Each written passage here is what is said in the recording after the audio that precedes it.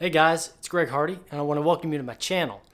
With the 2024 presidential election right around the corner between former President Donald Trump and Vice President Kamala Harris, I wanted to make a video that breaks down what the impact could be on your finances in a clear and unbiased way.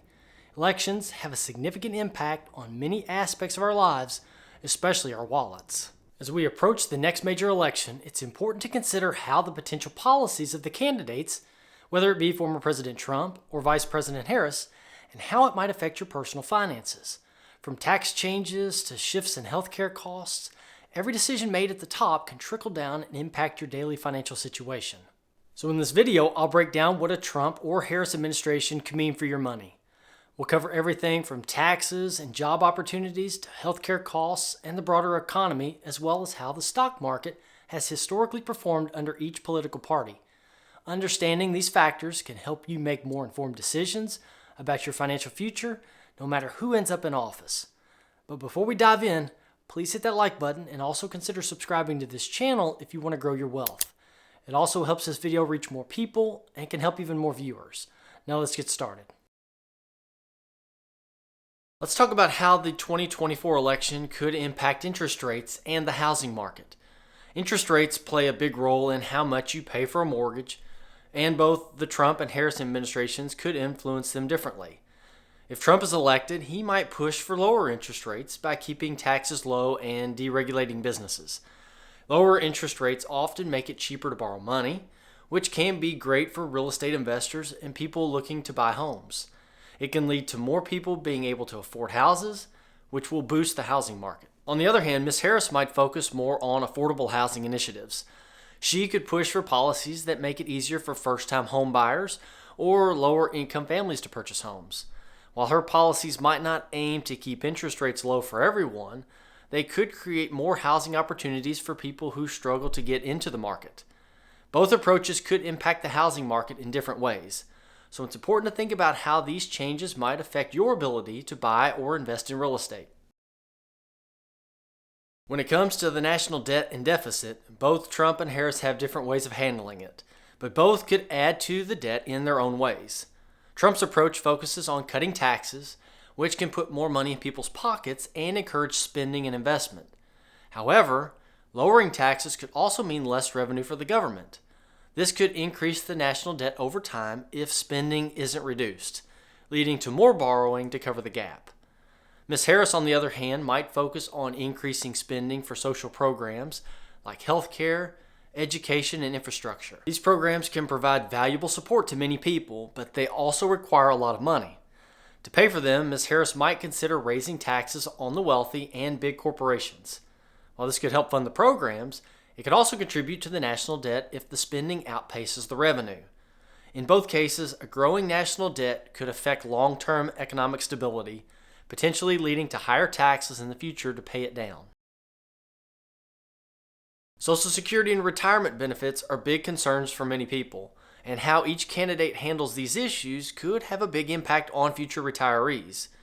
Mr. Trump generally has been more focused on maintaining Social Security without making any major changes, although there have been discussions in the past about cutting benefits or raising the retirement age to help reduce the program's costs. This could affect future retirees by potentially making them wait longer to collect benefits or receive smaller checks if the cuts are made. Ms. Harris, on the other hand, might look at expanding Social Security benefits to help people who rely on it as a major source of their income in retirement. She may also push for policies that strengthen pension plans or create new opportunities for retirement savings, especially for the lower income workers. Expanding benefits could mean more financial support for retirees, but it might also require raising taxes or finding new ways to fund the program. Either way, how each candidate approaches Social Security could play a big role in shaping the financial future of retirees. Climate policy can also have a big impact on industries and jobs. Mr. Trump has typically supported traditional energy industries like coal, oil, and natural gas. His policies might focus on reducing regulations to help these industries grow and protect existing jobs.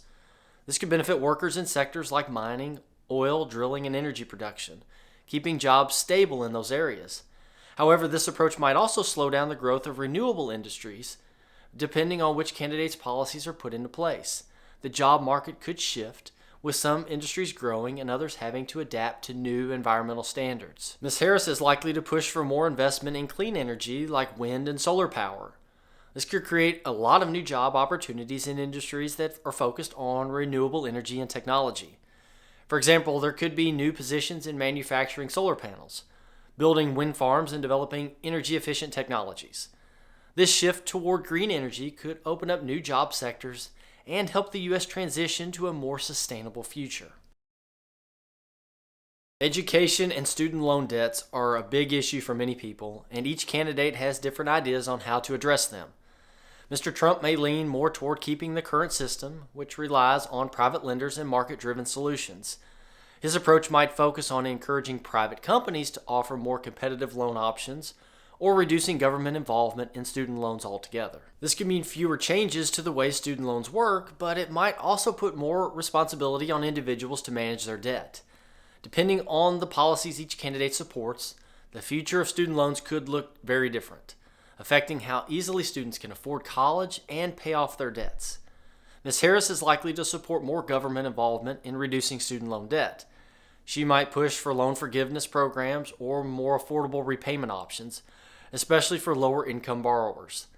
This could help ease the burden for many people struggling to pay off their student loans and make higher education more accessible to a wider range of students. Now, Mr. Trump's policies tend to focus on reducing regulations and cutting taxes for businesses, which could encourage more traditional business growth in sectors like manufacturing and energy. This approach may also benefit tech companies by creating a more business-friendly environment where they can operate with fewer government restrictions. By keeping regulations low, Mr. Trump's policies might help larger, more established companies innovate and expand, but they could also limit government support for newer, emerging technologies in areas like clean energy or advanced healthcare. Ms. Harris would likely push for more government investment in new technologies, especially in areas like clean energy, healthcare, and digital innovations. Her policies might include funding for research and development, which could spur innovations and create new opportunities in these growth industries. Ms. Harris's focus on supporting new industries could lead to more breakthroughs in tech and healthcare, but it might come with more regulations aimed at protecting consumers and the environment. So depending on which path is taken, the future of technology and innovation could either lean toward rapid growth in emerging fields or continued strength in traditional business sectors. When it comes to taxes, Mr. Trump and Ms. Harris have completely different ideas. Mr. Trump generally supports lowering taxes, especially for high earners and businesses. He believes that keeping taxes low encourages spending and investment, which can help the economy grow. On the other hand, Ms. Harris leans towards raising taxes on the wealthy and large corporations. Her approach focuses on using that extra tax money to fund social programs that could help middle and lower income families. These tax policies could impact you depending on your income. If Trump's tax cuts continue, you might see a bit more money in your paycheck, especially if you're in a higher tax bracket. However, Ms. Harris's plan means that higher taxes for the wealthy, but could result in more tax breaks or credits for those with lower incomes. This means that some people could end up paying more in taxes, while others might be paying less or get more money back at tax time. When we look at economic growth and jobs, Trump and Harris have different strategies. Trump often focuses on cutting regulations and taxes to help businesses grow, which he believes will create more jobs. His approach is more about letting businesses operate freely with fewer government rules. On the other hand, the Harris administration supports investing in new industries like clean energy and technology to create jobs. She also wants to increase support for workers through better wages and benefits. These plans could affect different industries in various ways. For example, Trump's policies might boost traditional industries like manufacturing and oil, potentially leading to more jobs in those areas. However, Harris's focus on clean energy could create a lot of new opportunities in tech and renewable energy sectors. Depending on which plan is put into place, you could see changes in employment rates and wages, especially in these key industries. This could mean more jobs in certain fields, while others might face more challenges or need to adapt to new market demands. Now, when it comes to healthcare, Mr. Trump and Ms. Harris have different views on how to make it better and more affordable. Mr. Trump generally wants to keep the current system, but reduce costs by increasing competition among insurance companies and giving states more control. Ms. Harris, however, supports expanding government involvement, with ideas like Medicare for all or a public option. Her goal is to make healthcare more accessible to everyone, especially those who struggle to afford it. These different approaches could have a big impact on what you pay for healthcare. With Trump's plan, you might see lower premiums if there's more competition, but out-of-pocket costs would vary widely depending on where you live. On the other hand, Harris's plan could lead to lower out-of-pocket costs and premiums for many people, especially those on Medicare or with lower incomes, but it might also mean higher taxes to pay for it.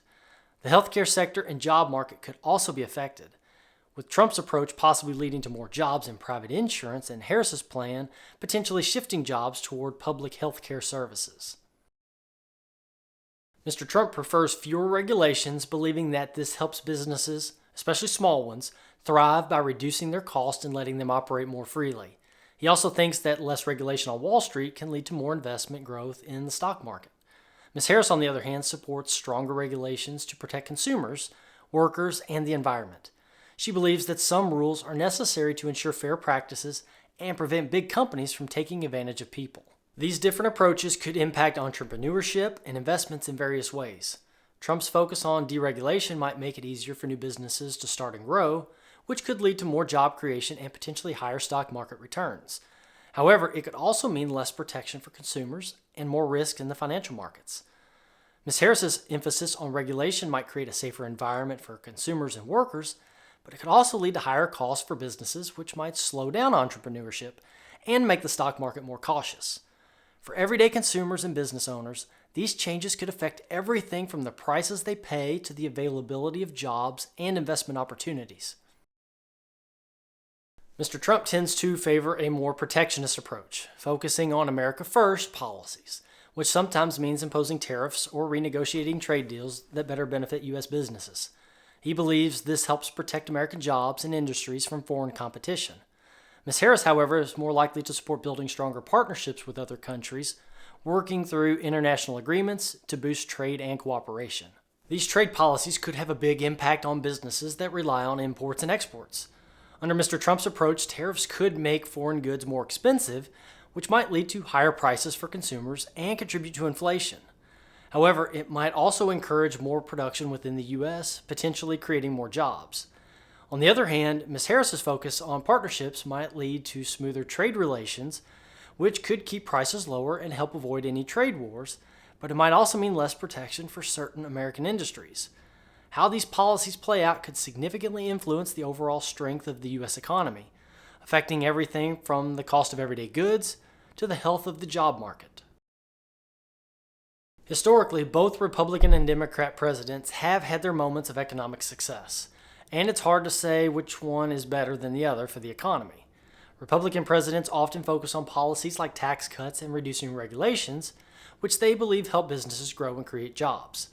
This approach can lead to strong stock market performance and economic growth, especially in the short term. However, it can also sometimes increase the national debt or create more income inequality. On the other hand, Democrat presidents typically emphasize government spending on social programs, education, and infrastructure to boost the economy. They also tend to support higher taxes on the wealthy and more regulations to protect consumers and workers. This can lead to a more balanced and fair economy, but it might also result in slower economic growth and higher taxes for some people. According to data from Y-Charts, since 1950, the mixed by political party in Congress and the White House that yielded the highest average annual returns for the S&P 500 is a Democratic president and divided Congress. In the end, the economy's performance under each party can depend on many factors, including global events, and it's important to consider both short-term and long-term effects when evaluating their impact.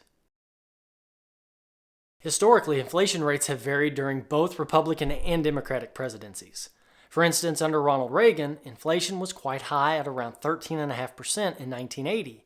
However, through tight monetary policy and budget cuts, it was reduced to about 4% by 1984. On the other hand, Democrat presidents have also had mixed results with inflation. During Jimmy Carter's presidency, inflation spiked to around 13.3% in 1979. In contrast, under Bill Clinton, inflation was much lower, averaging about 2.6% during his terms. It's important to remember that the Federal Reserve operates independently of the presidency, and it plays a major role in managing inflation. The Fed often raises interest rates to control inflation, regardless of which party's in power. This means that while presidential policies do matter, the Fed's actions are crucial in determining inflation rates. Overall, historical averages show that inflation rates have been pretty similar under both Republican and Democratic administrations, with Republicans averaging around 3.5% and Democrats around 3.6% from 1945 to 2020. This suggests that managing inflation involves many factors, including global events and economic conditions, not just the policies of the sitting president. As we've discussed, the outcome of the election between former President Trump and Vice President Harris could have a big impact on your personal finances, from taxes and job opportunities to healthcare costs and how businesses are regulated. Each candidate's policies could shape the economic environment in different ways, whether it's changes in how much you pay in taxes or the prices of goods due to trade policies. Understanding these differences is key to making informed financial decisions. It's important to remember that elections aren't just about choosing a leader. They're about shaping the future of our economy and how it affects our daily lives. Staying informed about each candidate's policies and thinking about how they align with your financial goals can help you make a decision that's best for you and for your family. So, as you prepare to vote, consider these factors and how they might influence your financial future. If you want to learn more about growing your wealth, then I encourage you to check out this video right here. But before you do that, don't forget to like and subscribe. Thank you all so much for watching. I really hope you liked this video and that you got something out of it. I'll see you in the next one.